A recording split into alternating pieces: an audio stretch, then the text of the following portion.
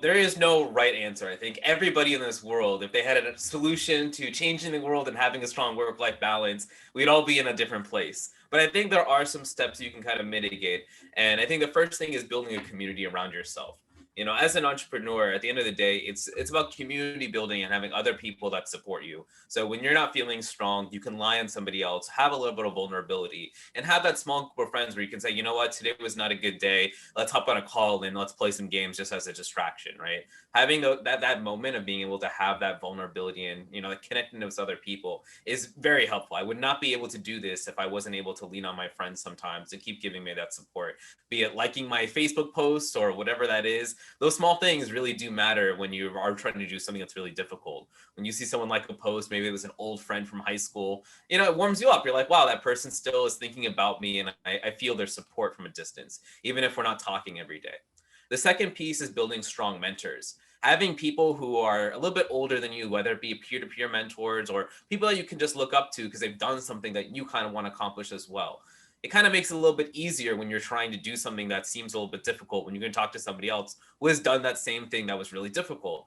And I think that's kind of what lets me kind of move forward, is that I can talk to somebody who has raised money before, or they've worked in product liability, or they deployed a product, and I can learn a little bit more about their stories. And when I have difficulties, I can ask them a little bit more for help. And I think this goes into my philosophy about, like, let's call it reasoning or decision making. There's a really good example.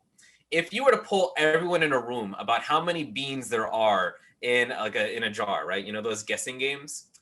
There are people going to have really low guesses. There are people going to have really high guesses. But if you take an average between all of those people, it would actually be very close to the number of beans that are going to be in that jar. And the same concept, I think, applies for a lot of big decision making. If you talk to a lot of people who know a lot of different things, and you're able to collect that amount of data, the average amount of advice that you get, right, you kind of see the patterns pop up. And that kind of helps me in thinking, is it's not just using my brain, it's using the brains of other people around me to kind of fact check what I'm doing, kind of guessing of like, okay, is this where I want to be? And kind of using that reasoning to make my decisions.